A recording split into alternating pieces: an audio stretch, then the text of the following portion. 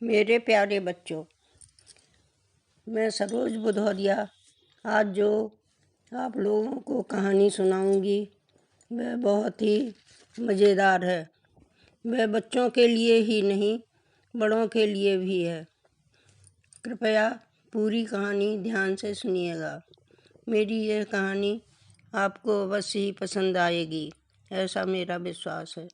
मेरी इस कहानी में यह बताया गया है कि एक छोटा भाई अपने बड़े भाई के अत्याचारों का किस प्रकार बदला लेता है। मेरी इस कहानी का शीर्षक है दो भाइयों का बदला। यदि मेरी ये कहानी आपको पसंद आए तो प्लीज़ मेरे YouTube चैनल को लाइक करें, सब्सक्राइब करें, अपने ग्रुप में शेयर करें और घंटी का बटन दबाना ना भूलें। एक छोटे से गांव में दो भाई रहते थे। बड़े भाई का नाम रामलाल था और छोटे भाई का नाम श्यामलाल था। वह दोनों बहुत ज़्यादा गरीब थे। उन दोनों की शादी हो चुकी थी और दोनों की बीवियों के साथ दो दो बच्चे भी थे।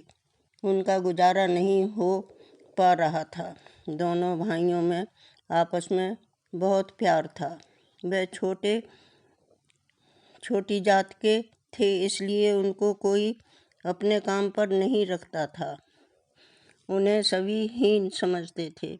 इसलिए एक दिन बड़े भाई ने छोटे से कहा, छोटू, मैं शहर में जाकर किसी के घर पर कुछ काम कर लूँगा तो कुछ पैसे मिल जाया करेंगे, वह घर के काम आ जाया करेंगे। यह सुनकर छोटा भाई बोला, नहीं भैया, मेरे होते हुए तुम काम पर क्यों जाओगे? तुम घर पर ही रहो, काम पर मैं जाऊंगा। तो बड़े भाई ने कहा, तू अभी छोटा है। ऐसा कहकर वह शहर को चल दिया। उसका गांव शहर के पास ही था। शहर में जाकर वह घर घर आवाज़ लगाने लगा, अगर किसी को घर में काम कराने को नौकर की ज़रूरत हो तो वह मुझे काम पर रख ले। उसकी आवाज़ सुनकर एक गफ्फार मियाँ उसने अपने घर से निकलकर बाहर आ गए। उनका दूसरा निकाह हुआ था। उनकी पहली बीवी अल्लाह को प्यारी हो चुकी थी।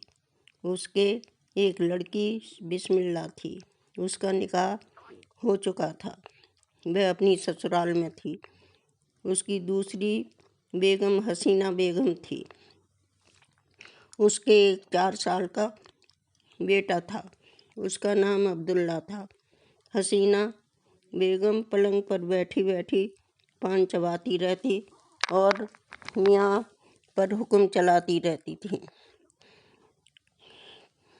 वह घर का सारा काम मियाँ से कराती रहती थी। मियाँ के एक लकड़ी की टाल भी थी। उस पर उनको लकड़ियाँ भी बेचनी पड़ती थीं। बेचारे घर और बाहर का काम करते करते थक जाते थे। रामलाल की आवाज़ सुनकर जल्दी से घर से निकलकर बाहर आ गए और रामलाल से बोले, भाई, मैं तुमको नौकर तो रख लूँ, मगर मेरी कुछ शर्तें हैं। यदि तुमको मेरी ये शर्त मंजूर हो तभी। उनकी बात सुनकर रामलाल बोला, साहब, मुझे आपकी सारी शर्तें मंजूर हैं, बस आप मुझे काम पर रख लो। तब मियाँ बोले, मेरी पहली शर्त है कि मैं तुमको जो काम बताऊं वह तुमको करना पड़ेगा। ठीक है साहब। दूसरी शर्त है कि मैं तुमको पत्ता भरकर भात दिया करूँगा। ठीक है साहब। और मेरी तीसरी और अंतिम कहानी है, अंतिम शर्त है कि यदि तुम मेरा काम छोड़ कर गए तो मैं तुम्हारे दोनों कान काट लूँगा, और यदि खुदा न खास्ता मैं तुम्हें काम से निकालूँ तो तुम मेरे दोनों कान काट लेना। ठीक है साहब। मियाँ बहुत चालाक था और कंजूस भी था। वह जानता था कि मैं इसको काम से निकालूंगा ही नहीं तो भला ये मेरे कान कैसे काट पाएगा। तब मियाँ रामलाल को काम पर रख लेता है। और कहता है, रामलाल, आज तो बस घर का थोड़ा सा काम, झाड़ू पोछा और झूठे बर्तन पड़े हैं, उनको साफ करके सो जाना। तब रामलाल वह सारा काम करके सो जाता है। अगले दिन मियाँ बहुत सवेरे उठकर रामलाल से कहता है, रामलाल, जल्दी से घर का सारा काम निपटाकर बैलगाड़ी ले जाओ और जंगल में जाकर लकड़ी काट काट कर गाड़ी को लकड़ियों से भर कर लाओ। तब रामलाल जल्दी से घर का काम निपटाकर जंगल में जाकर लकड़ियाँ काट काट कर गाड़ी को भर कर ले आता है और मियाँ से कहता है, साहब, मैं गाड़ी भरकर लकड़ियाँ ले आया हूँ। ठीक है, अब इन लकड़ियों को टाल पर जाकर खाली करके आओ। तब रामलाल टाल पर जाकर सारी लकड़ियाँ खाली करके आ जाता है और मियाँ से कहता है, मियाँ, मुझे खाना दे दो। तो मियाँ आम के पत्ते को भरकर उसे भात रखकर दे देता है। उसे देखकर रामलाल सोचता है, इतने भात से भला मेरा पेट कैसे भरेगा?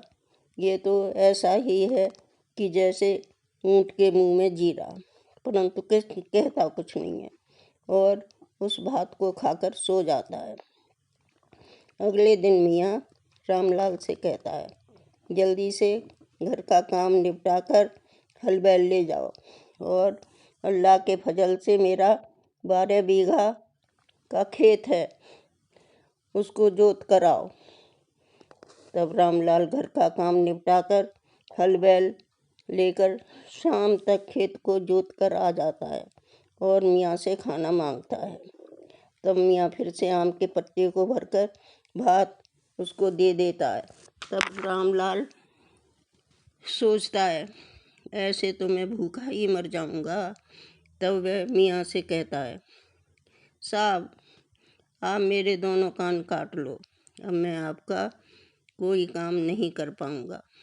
तब मियाँ उसके दोनों कान काट कर उसे भगा देता है और बहुत खुश होकर सोचता है, मैंने इसको बिना कुछ दिए इतना काम करा के 3 दिन ही सही आराम तो कर लिया।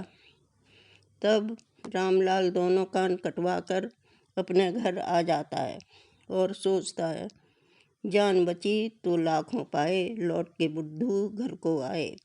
उसे इस हालत में देखकर श्यामलाल उससे पूछता है, भैया, तुम्हारे दोनों कान किसने काट लिए? तब रामलाल उसको पूरी कहानी सुनाता है कि मैं यहाँ से जाकर एक मियाँ के घर पर काम करने लगा था, तो उसने ऐसी शर्तें रख दी कि मैं उसको पूरा न कर पाया, इसलिए उसने मेरे दोनों कान काट लिए। वह सारे दिन मुझसे इतने भारी भारी काम कराता था और शाम को एक आम के पत्ते पर भात रखकर मुझे खाने को देता था, तो उसे खाकर तो मैं भूखा ही मर जाता। इसीलिए मैंने उसका काम छोड़ दिया, तो उसने मेरे कान काट लिए। तब श्यामलाल ने रामलाल से कहा, भैया, अब तुम घर पर रहो, अब मैं शहर में जाकर उसी मियाँ के घर पर काम करने जाऊंगा। तब रामलाल ने कहा, नहीं छोटू, तू उसके यहाँ हरगिज काम करने मत जाना, वह तेरे भी कान काट लेगा। अरे भैया, वह मेरे कान कैसे काट लेगा? उससे पहले मैं ही न उसके कान काट लूँगा। ऐसा कहकर श्यामलाल उसी मियाँ के दरवाजे पर आवाज़ लगाने लगा। अगर किसी को घर का काम कराने की नौकर की ज़रूरत हो तो वह मुझे नौकर रख ले। उसकी आवाज़ सुनकर मियाँ जल्दी से घर से निकलकर बाहर आ जाता है और श्यामलाल से पूछता है, पहले तो तू मुझे अपना नाम बता। तो श्यामलाल उसे बताता है, साहब, मेरा नाम श्यामू बाबरा है। लोग मुझे पागल समझते हैं। तब मियाँ श्यामलाल से कहता है, भाई मैं तुझे काम पर तो रख लूँगा, पर मेरी कुछ शर्तें हैं, वह शर्त तुझे मंजूर हों तभी। तब श्यामलाल उससे कहता है, साहब मुझे आपकी सारी शर्तें मंजूर हैं, बस आप मुझे काम पर रख लो। तब मियाँ बहुत खुश हो जाता है और सोचता है, आज मुझे फिर से एक पागल मिल गया, ये भी 2-4 दिन काम करेगा और अपने दोनों कान कटवा कर चला जाएगा। इससे मुझे कुछ ही दिनों का सही आराम तो मिल जाएगा। तब वह श्यामलाल को अपनी वही तीनों शर्तें बताता है। तो श्यामलाल कहता है, साहब आपकी सारी शर्तें तो ठीक हैं, लेकिन मेरी 2 शर्तें हैं कि पत्ता मैं ही लाया करूँगा और तनख्वाह के 200 रुपये लिया करूँगा। उसकी इन दोनों शर्तों को मियाँ मान लेता है और उसे काम पर रख लेता है और कहता है, श्यामू आज तो किचन में कुछ झूठे बर्तन पड़े हैं, उनको साफ कर दो। तब श्यामलाल किचन में जाकर सारे कांच के, चीनी मिट्टी के बर्तन, सारे बर्तन तोड़ फोड़ देता है और कुकर तथा कढ़ाई यूँ ही पड़े छोड़ देता है, क्योंकि वह झूठे नहीं थे। तब वह केले का एक पत्ता लेकर मियाँ से खाना मांगता है। तो मियाँ केले का पत्ता देखकर हैरान हो जाता है, लेकिन कहता कुछ नहीं है और एक बड़े से पतीले में चावल को पकाकर उसके पत्ते को भर देता है और अपनी बेगम तथा बच्चे के साथ जाकर सो जाता है। तब श्यामलाल सारा भात अपने घर ले जाता है और पूरे परिवार के साथ मिलकर भात खाते हैं। तब फिर मियाँ के घर पर आकर सो जाता है। अगले दिन मियाँ सवेरे उठकर श्यामलाल से बोला, श्यामू ये बैल गाड़ी ले जाओ और जंगल में जाकर लकड़ियाँ काट काट कर गाड़ी को भर कर लाना। तब श्यामलाल बैलगाड़ी लेकर चल देता है और थोड़ी दूर चलने के बाद अपने घर पर पहुंचकर पूरे परिवार के साथ कहानी सुनाकर उनका मनोरंजन करता है और शाम को गाड़ी को वहीं पर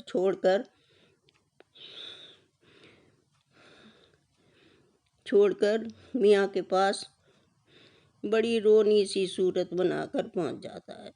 तब मियाँ उससे पूछता है, श्यामू गाड़ी कहाँ है?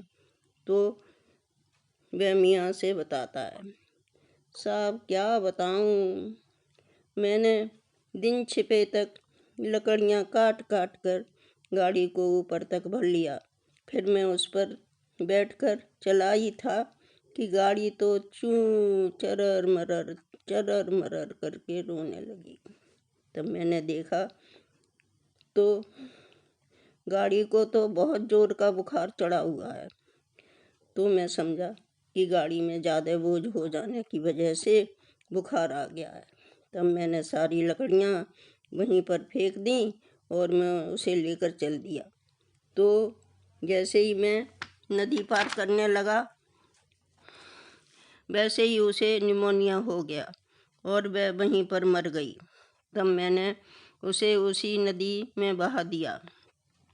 शाम मुझे बहुत ज़ोर की भूख लगी है, मुझे भात दे दो। केले का पत्ता मैं ले आया हूँ। तब मियाँ ने उसको केले का पत्ता भरकर भात परोस दिया और अपनी बेगम तथा बच्चे के साथ जाकर सो गया। तब रामलाल उस भात को अपने घर ले आया और सभी ने मिलकर भात को खाया। फिर श्यामलाल मियाँ के घर पर आकर सो गया। अगले दिन मियाँ ने श्यामलाल को जगा कर कहा, श्यामू ये हल बैल ले जाओ और अल्लाह के फजल से मेरे 12 बीघा का खेत है, उसको जोत कर आ जाओ। तब श्यामलाल हल और बैल लेकर खेत पर पहुंच जाता है और दोनों बैलों की थोड़ी थोड़ी पूंछें काटकर ज़मीन में गाड़ देता है और बैलों को अपने घर पर छोड़ आता है और हाँफता हुआ मियाँ के पास आकर कहता है, साहब जल्दी चलो। आपके दोनों बैल जैसे ही मैंने उन्हें हल में जोता, वो वैसे ही पछाड़ खाकर ज़मीन पर गिर गए और ज़मीन में धंस गए हैं। अब तो उनकी पूँछें ही बाहर निकली हुई हैं। मैंने तो उनको निकालने की बहुत कोशिश की, पर वह मुझसे तो निकल नहीं पाए। अब आप जल्दी चलो, मैं और आप मिलकर निकालेंगे तो शायद वह निकल भी सकते हैं। तब मियाँ और श्यामलाल दौड़कर खेत पर पहुंच गए। तब श्यामलाल ने मियाँ से बोला, साहब जब मैं आपको बुलाने गया था तब तो बैलों की पूरी पूरी पूँछें बाहर निकली हुई थीं, अब तो थोड़ी थोड़ी पूँछें ही बाहर निकली हुई हैं। तब उन दोनों ने बची हुई पूँछों को पूरी ताकत लगाकर खींचा तो उनके हाथ में पूँछें उखड़कर आ गईं। तब वह पूँछों को वहीं फेंक कर घर पर आ गए। तब श्यामलाल केले का पत्ता लाकर मियाँ से बोला, साहब मुझे भात दे दो, मुझे तो बहुत ज़ोर की भूख लगी है। तब मियाँ ने उसके पत्ते को भर कर भात परोस दिया और तीनों जाकर सो गए। तब श्यामलाल फिर से उस भात को लेकर अपने घर पहुंच गया और सभी ने बड़े मज़े से उस भात को खाया। फिर श्यामलाल मियाँ के घर पर आकर सो गया। अगले दिन हसीना बेगम उसे जगाकर बोली, श्यामू जाओ, बच्चे को मदरसे में छोड़ कर आओ। तब श्यामलाल अब्दुल्ला को मदरसे की तरफ लेकर चल देता है। तो बच्चों, दो भाइयों के बदले की कहानी का दूसरा भाग फिर कभी सुनाऊंगी। इसका अगला भाग और भी मज़ेदार है, उसे अवश्य सुनिएगा। मुझे विश्वास है कि वह आपको अवश्य ही पसंद आएगा। तो मेरा आपसे यही अनुरोध है कि आप मेरे YouTube चैनल को लाइक करें, सब्सक्राइब करें, अपने ग्रुप में शेयर करें और घंटी का बटन दबाना ना भूलें। धन्यवाद।